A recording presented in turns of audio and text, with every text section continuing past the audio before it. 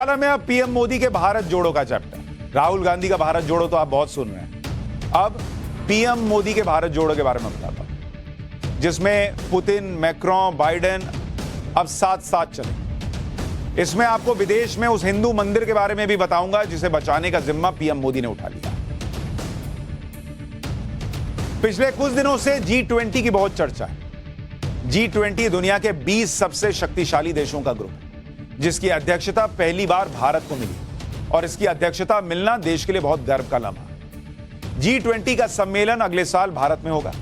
तब दुनिया के बड़े बड़े देशों के राष्ट्रपति, प्रधानमंत्री इसमें हिस्सा लेने के लिए भारत आएंगे। जैसे अभी इंडोनेशिया के बाली में दुनिया भर के नेता इकट्ठा हुए थे। लेकिन भारत G20 के सम्मेलन में कुछ ऐसा करने जा रहा है जो अब तक किसी ने ना किया और ना ही इसके बारे में सोचा। G20 सम्मेलन से पहले भारत में अगले एक साल तक छोटी बड़ी 200 बैठकें होंगी, जिसमें G20 का एजेंडा तय होना है। अब ठीक है, बैठक है, कहीं भी हो सकती थी, लेकिन मोदी सरकार इन बैठकों के जरिए भारत की कूटनीतिक ताकत तो दिखाएगी, लेकिन इसके साथ एक और प्लानिंग कर ली कि दुनिया के देशों का परिचय भारत की सांस्कृतिक और ऐतिहासिक विरासत से भी करवाया जाएगा। कुछ लोग जो हैं अपने जमाने में धारा भी घुमाते रह गए।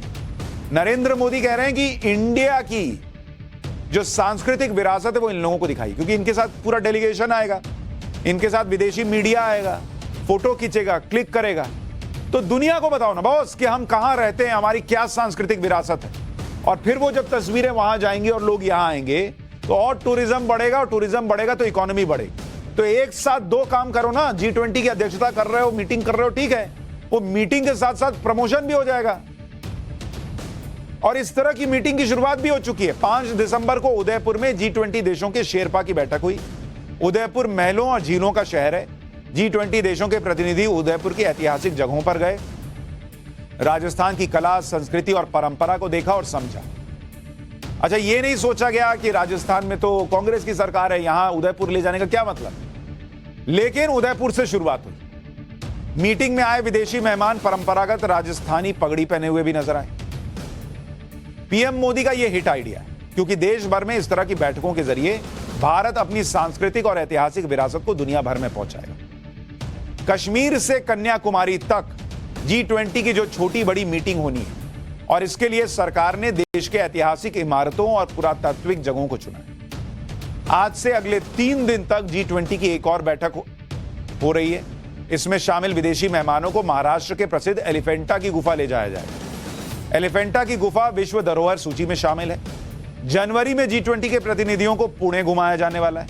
वहां पर उन्हें आगा खान पैलेस, शनिवार वाड़ा और शिवनेरी किले ले जाया जाएगा। शिवनेरी किला शिवाजी महाराज से जुड़ा हुआ है। इसके बाद G20 के प्रतिनिधि मध्य प्रदेश में सांची स्तूप जाएंगे। जनवरी में ही विदेशी प्रतिनिधियों को गुजरात के पाटन में रानी की वाव, मोढेरा का सूर्य मंदिर, अहमदाबाद का त्रिपोली गेट घुमाया जाएगा। विदेशी मेहमानों को हैदराबाद में चार मीनार और गोलकुंडा किले ले जाया जाएगा। तमिलनाडु के शोर मंदिर में भी मीटिंग का आयोजन किया जाना है। फरवरी में G20 के विदेशी प्रतिनिधि ताजमहल देखने के लिए आगरा जाएंगे। फिर फरवरी में ही उन्हें लखनऊ के मशहूर इमामबाड़ा और रेजिडेंसी घुमाया जाएगा। मार्च के महीने में इन्हें बिहार ले जाया जाएगा, नालंदा विश्वविद्यालय। फिर राजगीर और भगवान बुद्ध से जुड़े बोधगया की सैर कराई जाएगी। इसके बाद केरल के मट्टनचेरी पैलेस और कोच्चि के सेंट फ्रांसिस चर्च में घुमाया जाएगा। यह है नरेंद्र मोदी का भारत जोड़ो। और उनके भारत जोड़ो में प्लानिंग यह है कि ये जो बड़े बड़े लोग आएंगे, जिसमें पुतिन भी आएंगे और दूसरे लोग भी आएंगे, इनके साथ जो बड़े बड़े लोग आ रहे हैं, बड़ी बड़ी मीडिया आ रही है, सबको इंडिया ऐसा घुमा दो कि उनके दिमाग में इंडिया सेट हो जाए और उनके जरिए दूसरों के दिमाग में सेट हो जाए। नहीं तो ये मीटिंग तो दिल्ली में किसी कमरे में कर लो यार, किसी को क्या फर्क पड़ रहा है। नहीं, दिखाओ, इंडिया का प्रचार करो। फिर ये लोग आएंगे, कोई डॉलर में खर्च करेगा, कोई पाउंड में खर्च करेगा। इंडिया ऑलरेडी इतना तेजी से बढ़ रहा है, इंडिया और तेजी से बढ़ेगा, लोगों को रोजगार मिलेगा। ये लिस्ट बहुत लंबी है जो अभी आपको बता रहा हूं, सबके बारे में बताऊंगा तो शो खत्म हो जाएगा। कुल मिलाकर अगले एक साल के अंदर देश के 55 शहरों में G20 से जुड़े कार्यक्रम आयोजित होने वाले हैं। पूरब से पश्चिम, उत्तर से दक्षिण तक भारत में हर धर्म, हर मजहब से जुड़ी ऐतिहासिक, धार्मिक और सांस्कृतिक विरासत पर G20 देशों के प्रतिनिधियों को ले जाया जाएगा। मोदी सरकार की कोशिश है कि भारत के पर्यटन स्थलों की पूरे विश्व में नए सिरे से ब्रांडिंग। अभी तक विदेशों में भारत की पहचान सिर्फ ताजमहल के लिए होती है, लेकिन G20 के आयोजन से देश की हर एक विरासत की पहचान दुनिया में बनेगी। विदेश मंत्री एस जयशंकर की कोशिश है कि प्रधानमंत्री नरेंद्र मोदी के संसदीय क्षेत्र काशी में भी G20 का एक कार्यक्रम आयोजित हो। काशी में इसलिए क्योंकि यह दुनिया के सबसे प्राचीन शहरों में से एक बार विदेश मंत्री की बात सुनिए, फिर आगे की बात बताता हूं। The wheel of history is turning. It is coming back to there is a rise of India. That era where there was a neglect of temples, where things were adverse to us, as some of you have said. That era is now behind us. It is behind us in India. It will be behind us where the world is concerned. How do we get together and how do we make an effort not only to revive and flower our heritage within the country, how do we do it internationally? It would, for me, be a great privilege, a great honor to be associated with this endeavor. I can see a lot of progress there.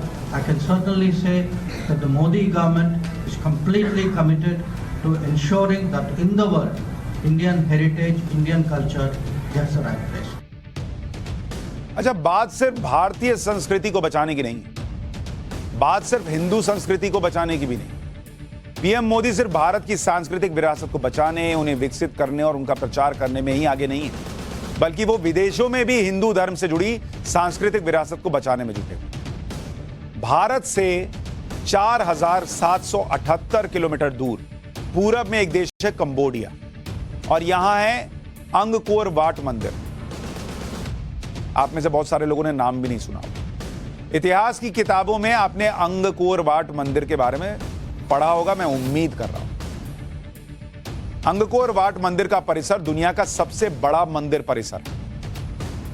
Modi सरकार इस मंदिर परिसर का जीर्णोद्धार करवा रही है। Cambodia में मंदिर, हिंदू मंदिर, इसका जीर्णोद्धार मोदी सरकार करा रही है।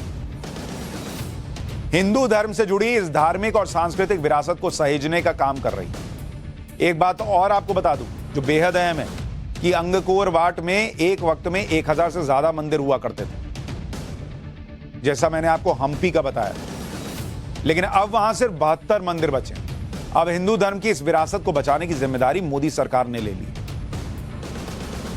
पिछले महीने ही उपराष्ट्रपति जगदीप धनखड़ और विदेश मंत्री डॉक्टर एस जयशंकर ने अंगकोर वाट मंदिर का दौरा किया। कंबोडिया में हिंदू सभ्यता का प्रतीक है अंगकोर वाट मंदिर, और यह यूनेस्को की विश्व धरोहर में शामिल।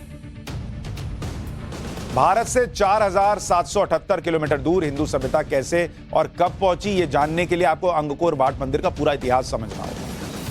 कंबोडिया में 12वीं शताब्दी में खमेर साम्राज्य हुआ करता। खमेर साम्राज्य के राजा हुआ करते सूर्यवर्मन द्वितीय। उन्होंने ही साल 1113 से 1150 के बीच यहां शासन किया, और इसी दौरान उन्होंने यशोधरपुर यानी आज के अंकोर में हिंदू मंदिरों के लिए एक भव्य परिसर बनाया। राजा सूर्यवर्मन ने हिंदू धर्म से प्रभावित होकर अपने साम्राज्य में मंदिर परिसर बनवाया, जो बाद में दुनिया का सबसे बड़ा मंदिर परिसर बना। यह पूरा परिसर 402 एकड़ में फैला हुआ है, और उस दौर में राजा सूर्यवर्मन द्वितीय ने 1000 से ज्यादा मंदिर यहां बनवाए थे। अंगकोर वाट में भगवान विष्णु से जुड़े मंदिर हैं। राजा सूर्यवर्मन ने हिंदू धर्म से प्रभावित होकर अपने साम्राज्य में यह मंदिर परिसर बनवाया, जो कि पूरी तरह से हिंदू कॉस्मोलॉजी यानी हिंदू ब्रह्मांड विज्ञान पर आधारित है। अंगकोर वाट मंदिर परिसर में दीवारों पर निर्माण शैली ठीक वैसी ही है जैसी भारत के प्राचीन मंदिरों में होती है। दक्षिण भारत के मंदिरों की दीवारों पर भी ऐसी ही कलाकृतियां और चित्र आपको दिख जाएंगे। पूरे परिसर में भगवान विष्णु की मूर्तियां मिलेंगी। भगवान विष्णु की 16.5 फीट की मूर्ति भी मंदिर के अंदर मौजूद है। आपको सिर का हिस्सा भगवान बुद्ध की तरह दिखेगा, लेकिन आप ध्यान से हाथों को देखेंगे तो यहां 8 हाथ दिखेंगे। दरअसल 13वीं सदी में इस मंदिर को बुद्ध मंदिर में बदलने की कोशिश की गई थी। उसी कोशिश में इस मूर्ति से भगवान विष्णु का सिर अलग कर बुद्ध का चेहरा लगा दिया गया।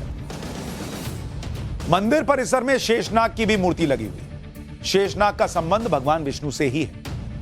मंदिर के शिखर की दीवारों पर मानव चेहरे की आकृति बनाई गई है। ऐसा लगता है कि यह चेहरा भगवान विष्णु के चेहरे को दर्शाने के लिए बनाया गया। मंदिर परिसर में एक नहीं कई जगहों पर ऐसे चेहरे बनाए गए। एक मंदिर के शिखर के चारों तरफ ऐसे चेहरे बनाए गए हैं जैसे 4 सिर वाले भगवान। अंगकोर वाट के ठीक जैसी सांस्कृतिक विरासत भारत में भी है और उसे भी सहेजने पर किसी का ध्यान नहीं गया। त्रिपुरा में ऊनाकोटी नाम की एक जगह है जहां पहाड़ पर 99,99,999 पत्थर की मूर्तियां, 1 लाख से एक कम, 99,99,999 पत्थर की मूर्तियां। ऊनाकोटी में कोटि का मतलब होता है करोड़। यहां पर मूर्तियों की संख्या जो आपको बताई, माफ कीजिएगा 1 लाख कह रहा था, 1 करोड़ से कम, 99,99,999 यानी 1 करोड़ से एक कम। यह एक पहाड़ी इलाका है जो दूर दूर तक घने जंगलों और दलदली इलाकों से भरा है। अब ऐसे में जंगल के बीच में लाखों मूर्तियों का निर्माण कैसे किया गया होगा, आप सोचिए ना कि इतने दुर्गम इलाके में कैसे अंगकोर वाट के मंदिरों की दीवारों पर जैसी मूर्तियां उकेरी गई हैं, ठीक वैसी मूर्तियां ऊनाकोटी के पहाड़ियों पर दिखती। आप जो तस्वीर देख रहे हैं, देखिए उसमें आंख है, नाक है, कान, मुंह सब दिख रहा है और माथे पर एक आंख की आकृति दिख रही है। इस आकृति को देखने से ऐसा साफ लग रहा है कि यह भगवान शिव का चेहरा है। दूसरे पत्थरों में भी कई चेहरे उकेरे हुए दिखते हैं। ये देखिए तस्वीर, कितने लोगों को पता है कि ये है? भाई ताजमहल की टोटी पकड़ के फोटो खिंचवाइए। इन तस्वीरों को दिखाने का मकसद यह है कि जैसी निर्माण शैली त्रिपुरा के ऊनाकोटी में दिखती है, उसी से मिलती जुलती शैली अंगकोर वाट में दिखती है। अब भारत सरकार अंगकोर वाट के मंदिरों के जीर्णोद्धार का जिम्मा ले रही है ताकि भारत से दूर सनातन सभ्यता के प्रतीकों को सहेजा जा सके। ऊनाकोटी की इन मूर्तियों को लेकर त्रिपुरा में एक पौराणिक मान्यता भी है जो वहां के लोगों की जुबान पर है। मान्यता है कि एक बार भगवान शिव समेत 1 करोड़ देवी देवता कहीं जा रहे थे। रात हो जाने की वजह से बाकी के देवी देवताओं ने शिवजी से ऊनाकोटी में रुकने को कहा। शिवजी मान गए, लेकिन उन्होंने यह भी कहा कि सूर्योदय से पहले ही सभी को यह स्थान छोड़ देना होगा। लेकिन सूर्योदय से पहले केवल भगवान शिव जग पाए, बाकी सारे देवी देवता सोते रहे। यह देखकर भगवान शिव क्रोधित हो गए और श्राप देकर सभी को पत्थर बना दिया। इसी वजह से यहां 99,99,999 मूर्तियां हैं, यानी 1 करोड़ से एक कम। यह पौराणिक मान्यता। कंबोडिया के अंगकोर वाट मंदिर के जीर्णोद्धार के साथ साथ मोदी सरकार कुछ और पड़ोसी देशों में बने हिंदू विरासत को संजोने के लिए भी कदम उठा रही है। जैसे नेपाल, जिसका संबंध माता सीता से। केंद्र सरकार ने नेपाल में अयोध्या सर्किट के लिए 200 करोड़ रुपए दिए। अयोध्या से नेपाल के जनकपुर तक सर्किट बनाया जाएगा। इसी तरह श्रीलंका में भी एक प्राचीन हिंदू मंदिर है। मंदिर का नाम थिरुकितेश्वर मंदिर है और उसका जीर्णोद्धार भी केंद्र सरकार ने करवाया। यह मंदिर भगवान शिव से जुड़ा हुआ है। तो विदेशों में भी, घंटी भी बज गई, वैसे क्लास खत्म ही हो रहा था, एक चैप्टर रह गया, वो कल लेकर आऊंगा।